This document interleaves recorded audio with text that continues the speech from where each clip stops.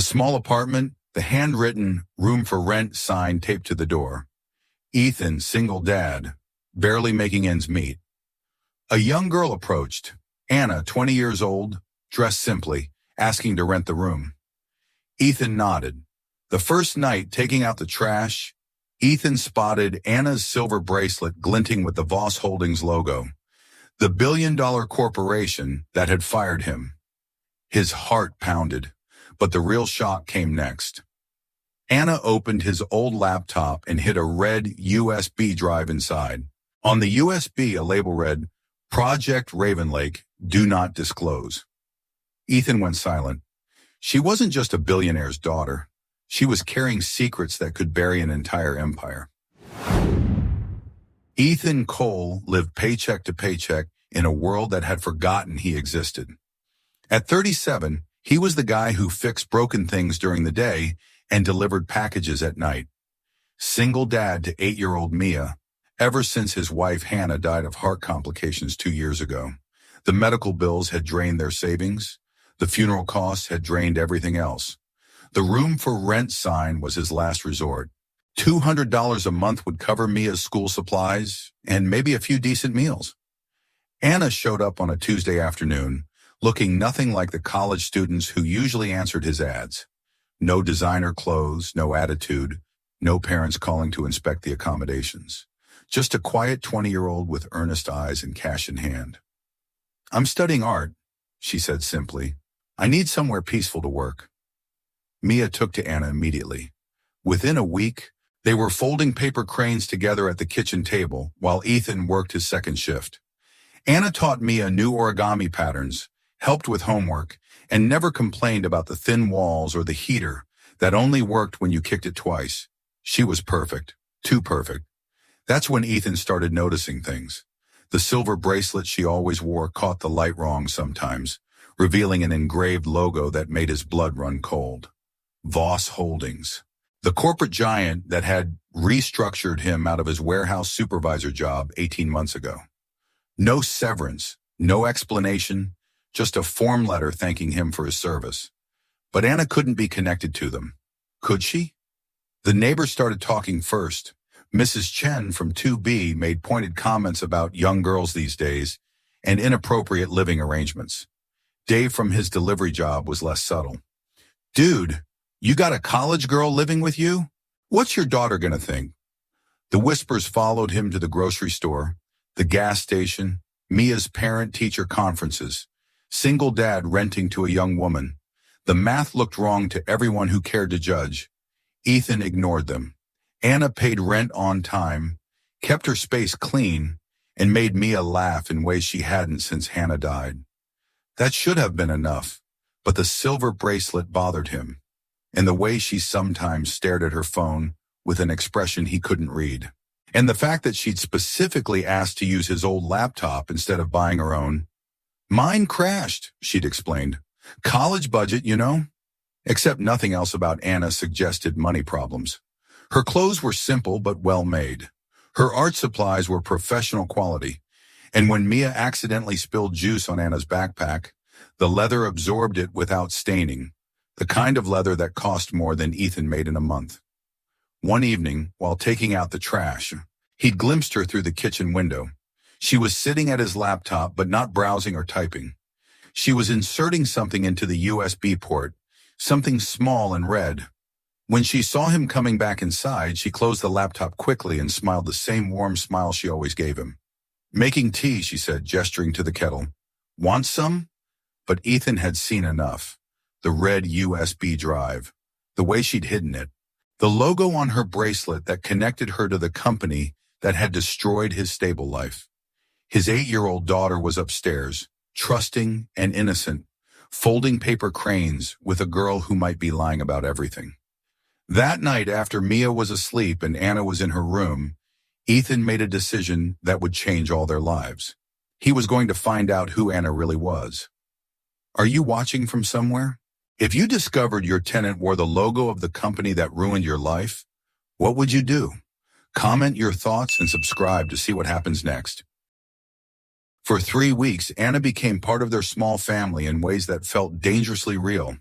She helped Mia with art projects, taught her advanced origami techniques, and somehow made their cramped apartment feel less like a place where dreams went to die. When Ethan worked late shifts, Anna made sure Mia had dinner and finished her homework.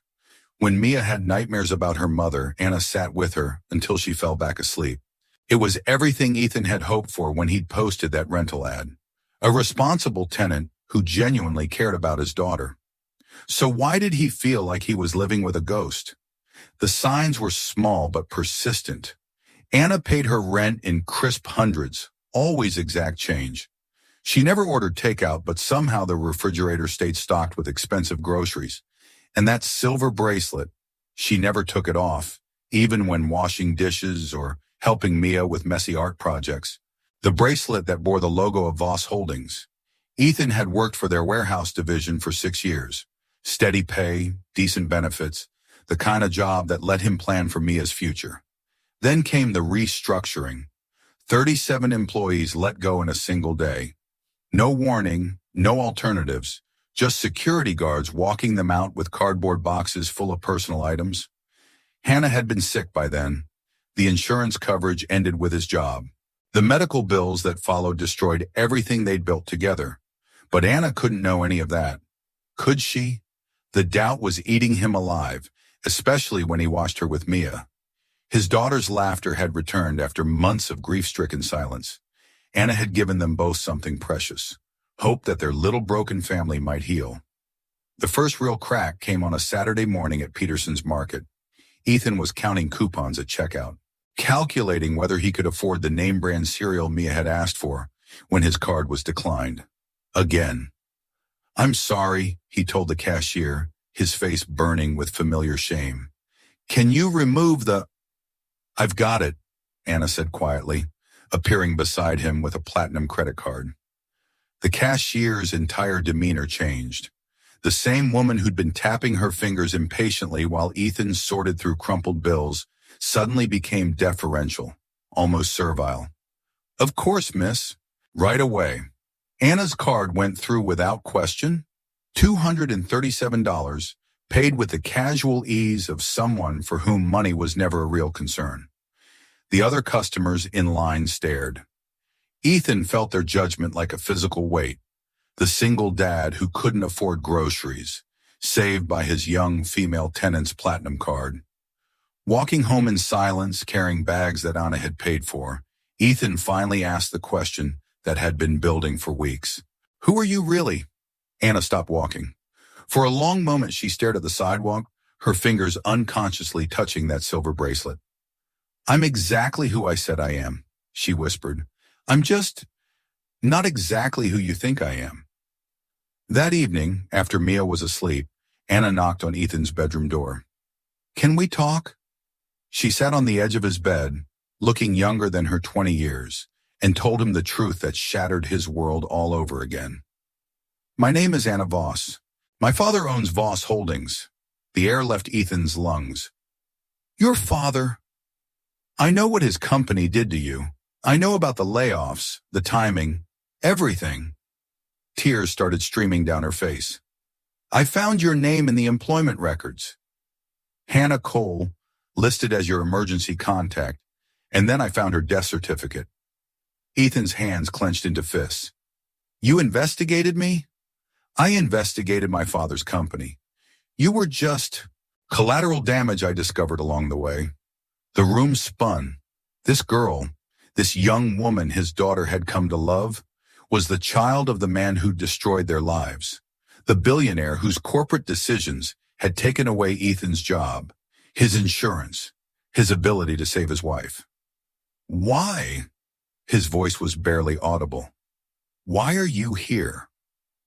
Anna reached for the old laptop on his dresser, the one she'd been using for weeks, with shaking hands. She opened it and pulled out the red USB drive he'd seen her hide. "Because of this." The drive was labeled in neat handwriting. "Project Raven Lake, do not disclose." "What is it?" "Proof," she said simply. "Proof that Raven Lake wasn't just corporate downsizing. It was deliberate contamination of the water supply to drive down property values for a real estate acquisition." 17 people died from the contaminated water. The layoffs were just cover to eliminate witnesses who might have talked. Ethan's world tilted. 17 people? Anna nodded, her face pale, including Hannah Cole. The heart complications she died from? They were caused by prolonged exposure to industrial chemicals that my father's company dumped into the municipal water system. The USB drive sat between them like a loaded gun. Hannah didn't just die because I lost my job, Ethan said slowly. She died because your father poisoned her.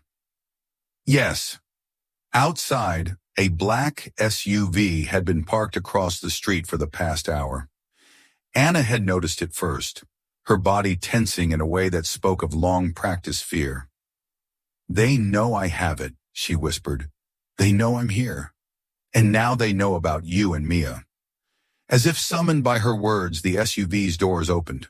3 men in expensive suits stepped out, their movements coordinated and purposeful. They were coming for Anna, and they weren't planning to leave witnesses.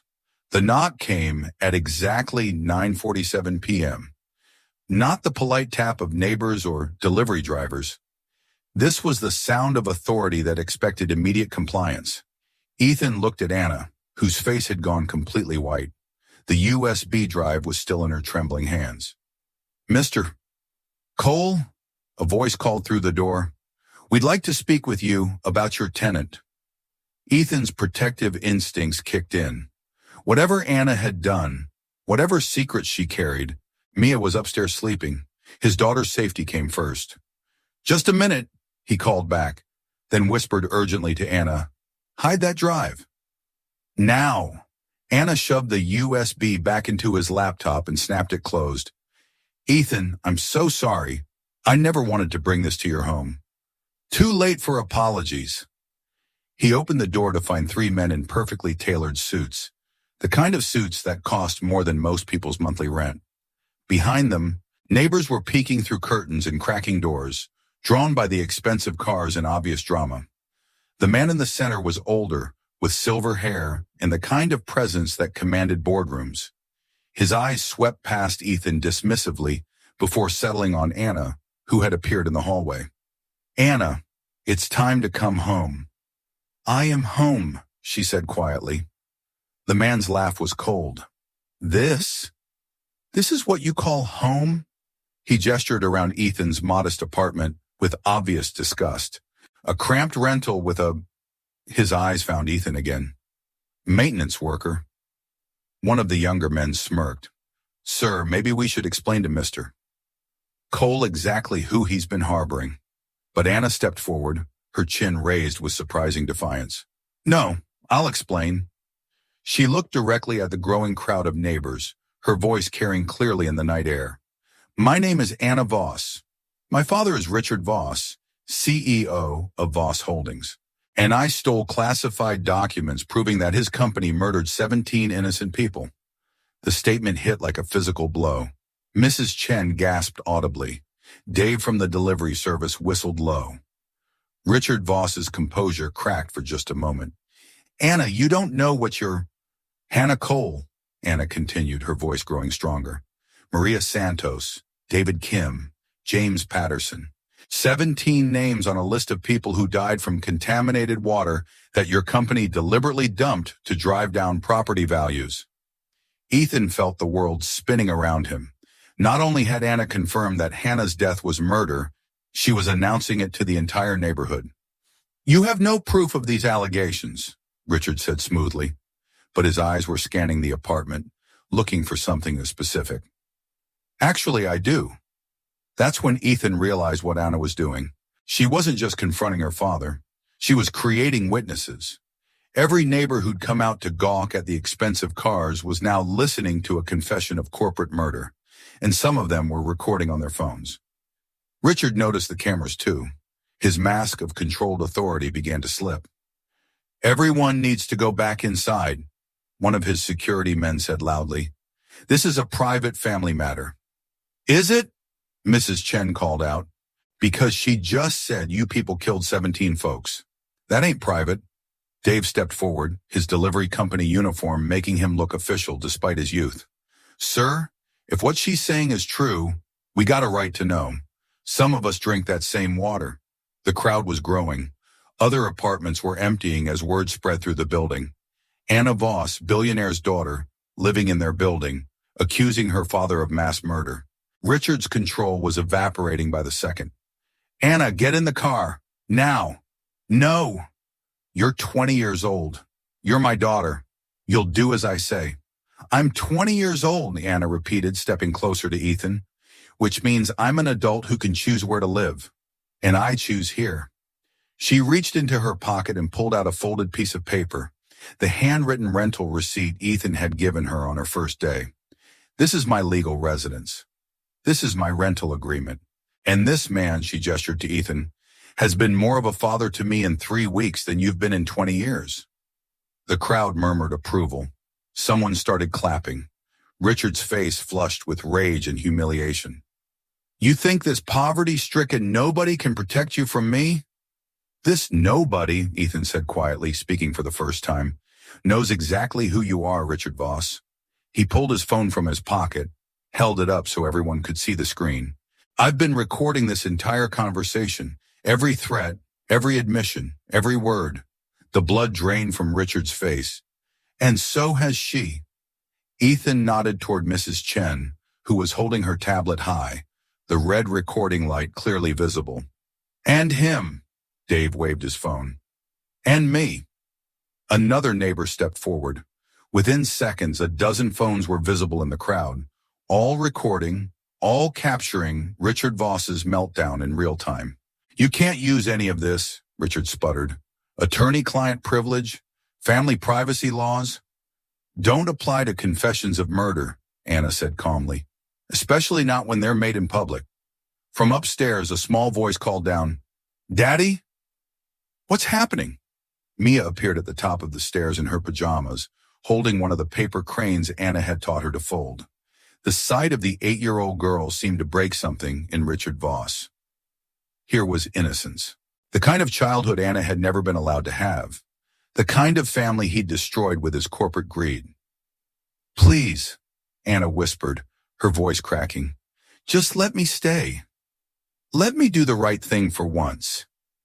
Richard looked around at the cameras, the witnesses, the evidence of his empire crumbling in real time. "This isn't over," he said finally.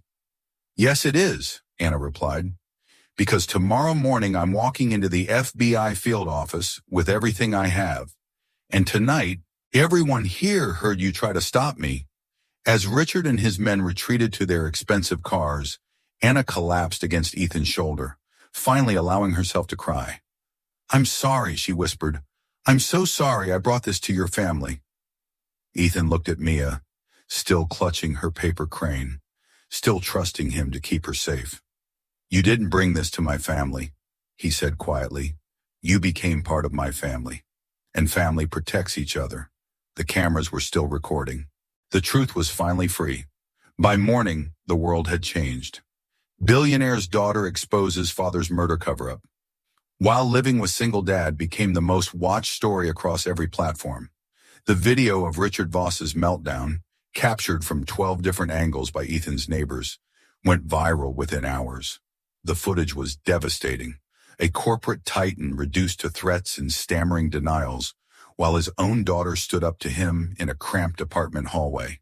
The contrast couldn't have been more stark.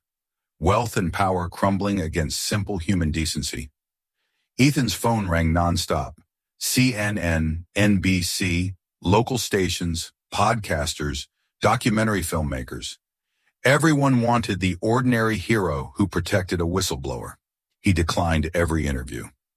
"Daddy, Anderson Cooper called again," Mia announced over breakfast, carefully folding a new paper crane from the morning newspaper. "He wants to fly us to New York." "What did you tell them?" "That we don't need to be famous. We just need Anna to be safe." Smart kid. Too smart for 8 years old. The real satisfaction came from watching the investigation unfold in real time. The FBI arrived at Ethan's apartment before noon, not to arrest anyone, but to formally accept Anna's evidence. The USB drive that had been hidden in his old laptop contained 3 years of internal communications, financial records, and engineering reports proving that Project Raven Lake was intentional environmental terrorism disguised as cost-cutting measures. Agent Sarah Martinez, the lead investigator, explained it to them in simple terms. Miss Voss, what you've provided is the most comprehensive corporate murder case file we've seen in 20 years. Voss Holdings stock crashed within hours of the news breaking. Trading was suspended by 2 p.m. By evening, the company's board of directors had called an emergency meeting to discuss leadership transitions. Richard Voss was arrested at his mansion at 6 a.m. the following day, led away in handcuffs while news helicopters circled overhead. The man who'd once commanded boardrooms worth billions was now doing the perp walk in his bathrobe. The charges were extensive: 17 counts of negligent homicide, conspiracy to commit environmental crimes, obstruction of justice, witness intimidation, and racketeering. Each count carried a potential life sentence. But the sweetest revenge was quieter, more personal. The families of the 17 victims, including Ethan and Mia, were granted first priority in the class action lawsuit that followed. The settlement numbers being discussed started with 10 figures. Ethan wouldn't have to work double shifts anymore. Mia could go to the best schools, get the best health care, have the opportunities he'd never been able to provide. All because a billionaire's daughter had chosen to live in their tiny apartment and fight for what was right. The media circus was relentless, but Ethan's neighbors had become an unexpected shield. Mrs. Chen appointed herself as media liaison, which meant she stood guard in the lobby and told reporters exactly what she thought of them, bothering good people who just did right. Dave organized the other delivery drivers into an informal security network, making sure Anna could come and go without being harassed by cameras. The entire building had rallied around their unlikely family. Anna, meanwhile, was dealing with her own transformation. Disowned by her father, cut off from the family fortune, she was learning what it meant to live without unlimited money for the first time in her life. "I've never had to budget for groceries before," she confessed to Ethan one evening, staring at a calculator and a handful of coupons. "It's not about the money," he told her gently. "It's about knowing what things actually cost." She was working part-time at a local art supply store, saving money for community college, learning to live like the rest of the world. The silver bracelet with the Voss Holdings logo had disappeared, replaced by a simple chain Mia had made from origami paper. The investigation revealed layers of corruption that went far beyond Project Raven Lake. Richard Voss had been running a criminal enterprise disguised as a legitimate business for over a decade. Environmental crimes, worker safety violations, tax evasion, bribery, the list seemed endless. But the case that brought him down was the simplest one: 17 names on a list of people who died from poisoned water. 17 families who'd lost everything while Richard Voss added zeros to his bank account. Hannah Cole's name was at the top of that list, and her death had finally been avenged by the daughter of the man who killed her. The irony wasn't lost on anyone. 3 months after that first knock on the door, Anna sat in federal court as the prosecution's key witness. She'd traded her simple art student clothes for a conservative business suit, but her hands still shook as she held the microphone. "My father taught me that power means never having to face consequences," she said clearly. "But living with Ethan and Mia taught me that real power comes from doing what's right, even when it costs you everything." Richard Voss, sitting at the defendant's table in an orange jumpsuit, refused to look at his daughter. The jury convicted him on all charges: life in prison without the possibility of parole.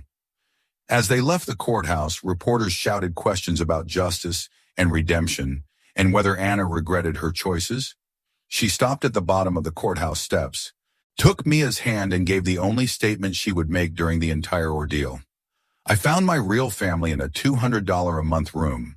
That's worth more than all my father's billions." Walking home together, Ethan, Anna, and Mia, they looked like what they'd become: a family that had chosen each other against impossible odds. Some secrets were worth losing everything to reveal, and some families were worth everything to protect.